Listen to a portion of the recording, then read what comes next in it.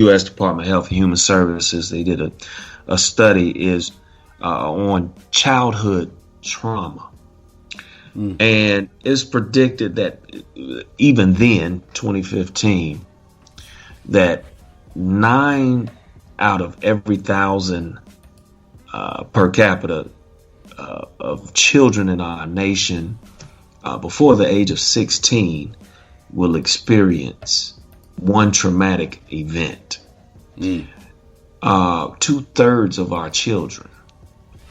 So when you look at that, and that's just those that received abuse in the form of psychological, physical, sexual, community, school, the list goes on.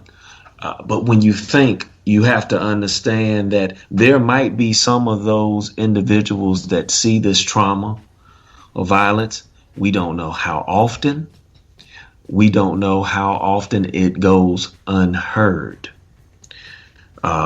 We know a lot of times children may withhold stuff because they want to protect individuals, or they may feel like I will get in trouble.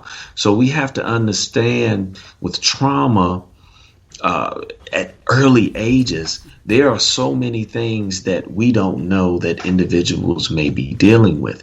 So that's where it's key that we do have outlets for individuals, even to where it makes individuals feel comfortable to talk about what I remember, and then I'll pass it back. I remember we started a group, several of the staff at the high school I was teaching at, we started a group.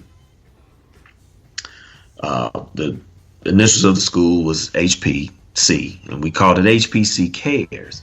And we built a platform that we hoped students would come into and just communicate, seek an outlet, because you never know.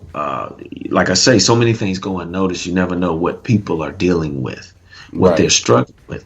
So we tried to create a safe zone that was discreet, but that outlet, because what you'll find is that there are so many individuals carrying burdens, and they're right on that brink. It's just as those lyrics say, where you might see either a violent outlet or a breakdown. How many times do we see of folks that when they get into highly stressed environments, they have breakdowns mentally that lead to other mental health issues? So I just want to say, in that key, we have to continue to enhance outlets for our young people to have safe places to express themselves and release those things that they may be carrying from these traumatic experiences. So just wanted to add that, brother. Yeah, I think. Wouldn't that be the arts though? Like, couldn't that be the arts? Because there are people who have like certain elements of skill level that doesn't necessarily translate into academia. And McKee, I know you could speak to that a little bit more, because again, like, somebody might be better off going to a vocational school and being handy with being able to put up a house virtually by themselves and being able to hone that skill. So how do you separate that to help with people's mental health? Like, what do you do to help people? Like, let me rephrase that question. How important is that element of it to the mental health of people? Because I find it very highly important.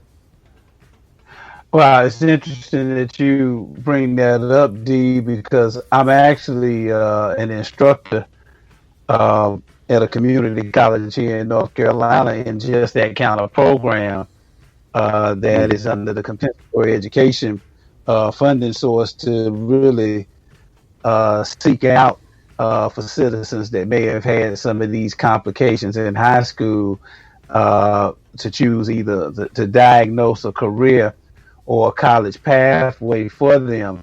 And it goes back to what Ben said earlier, alluded to, is resources, to have programs that are designed to focus on citizens that may be dealing with this issue, that have paid staff that is paid and devoted to diagnosing what you just said and kind of gently shepherding people and mentoring folks into that glorious light of a better day. But this stuff doesn't happen when people are left unto their own vices because systems are depleted of the resources that staff a caring person to be that difference maker and diagnosing that issue. Big shout out to Congressman John Lewis again, who we talked about earlier, who was not only a champion of civil rights for African Americans, but he was a champion for special needs funding. Right. And that's the John Lewis that wasn't often talked about, but he would stand in the well of the House of Representatives and put his career on the line for those resources that being talked about. Just wanted to say one other quick thing when it comes to the educational portion of this. It's interesting that you use the phrase double entendre. Where else can you get double entendres in talk radio? Big shout out to Mac and Free. But we are the double entendre.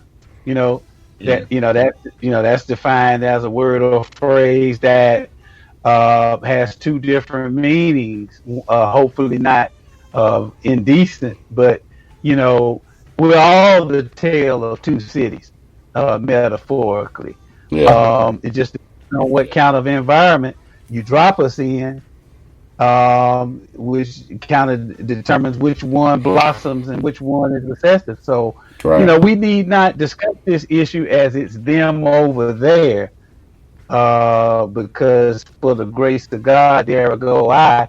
And, everybody's on the spectrum, but it's just that some people came across the gardener, that came along and helped them. So, yeah, big shout out to educational programs that help our citizens find pathways to a better way. So glad you brought that up. And I think what's interesting, what I think a large contributor to mental health issues is labels, how we label people. Because honestly, there are people who would get the help that they needed if they weren't afraid of being labeled in a negative light, and they have a tendency to shy away from the assistance because they don't want to be labeled as whatever they be labeled as. Like I know people who lost their jobs that was like, nah, I'm not gonna take out unemployment because I don't want to be labeled as welfare queen. Like, shut up. Do you not realize that the whole time you've been working at that terrible job for 30 years, you were paying what's called unemployment insurance? Like you putting into it. Why can't you take out of it? But it's those labels that people fear that make them go, that make them decide I'm not going to get the help that I need, obviously, because I don't want that label. Like, that didn't make any sense. Yeah. And I think with technology we have, with social media and stuff, we need to really use these platforms to make people comfortable with understanding it so they're not afraid of titles. Ooh, I don't know about that. What do you mean? Can you imagine so first off, in a utopian environment, I completely 100% agree with you. We need to be able to do that. But what places like social media do is they realize why people have a hard time exposing their truths in the first place, because they are strong representatives. Like the Zoom platform, because you can get the message out. Can get for like organized, not just posting something. No, I mean it using, like, we go live on Facebook with a panel on discuss, utilizing it to get. Because I think if we start talking about it openly on these mediums, then people will say, okay, this is something I identify with. I know this. I saw this in my child, or I saw this in my family member, or, and I think we have to use it to breed the discussions, which I think we're doing more of on these outlets. But, because that's a key point component that you pointed out. People have to get comfortable with understanding it so they're not turned off by it. Yeah. Because let's be honest, we're human beings. There's a level of pride that comes in, and which leads to a lot of that avoidance of, oh, that's just such and such. We play it off because we don't want certain labels, but that just comes from an ignorance to what certain things are. And I think on a political level, that's why local elections are very important. And I don't want to get too political, but we need to, as we come up in electing state officials and county officials and city officials, we need to make this a part of the dialogue, so they have to address it and deal with it. Well, what are we going to do with funding for programs, mental health awareness? What are we going to do? Where's your stance? Because I don't think we hold a lot of politicians in general to the fire on that subject area. Yeah.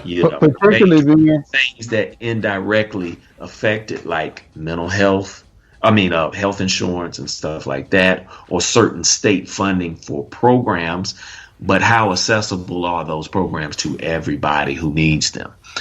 How are we creating a space where everybody can access that information to bring the awareness so that we can provide consistent treatment? But go ahead.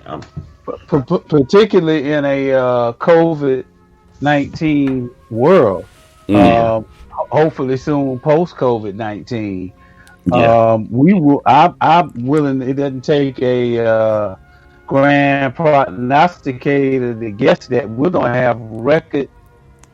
Probably already have, and maybe some of the crime spikes. The evidence of that we're going to have a record number of people emerging from this with trauma, quarantine, experience a little bit of what happens in penal institutions with being boxed in a space, to the trauma of the fear of becoming a hypochondriac from worrying if your sniffle is COVID-19, or God forbid you have it and have to recover from it. A lot of the science is saying that people are emerging from COVID-19 with long-term health ills as a result of the virus. So that's trauma there. So this is a timely discussion for what's up the road ahead. Yeah, well, I won't lie. I'm a long-standing hypochondriac. I'm not even gonna lie to you. I've had everything. Like I've self-diagnosed myself with everything. Oh right.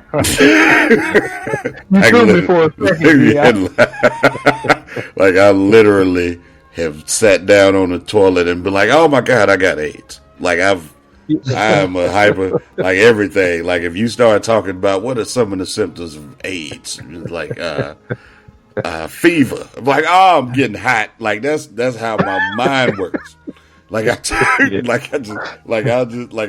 freaking out about stuff like that. So I stay away from it. I've had corona 18 times during this quarantine. Yeah, because every single symptom, I'm like, I've been to the doctor. And look, from day one, D was like on like mask, glove, no. So for him to feel that way, that lets you know how traumatic this has been. It wasn't day one, but it was day 3. I was like, nope, I'm not going yet. I'm not going out without a mask. Yeah, D was on it. Like, y'all tripping. Mac would call me like, man, I'm in here and people ain't like Mac. Man. He was full-fledged from the get. But on a serious note, that is true, brother McKee. You hit on something huge. Like we're not even sure the effects that this, number one, and we don't even know when it's going to cease. Right. Then is how long will people's mental health be to feel comfortable moving back into a normalcy? Like, right. These are big things, and we've seen the increase in violence, as you brought up.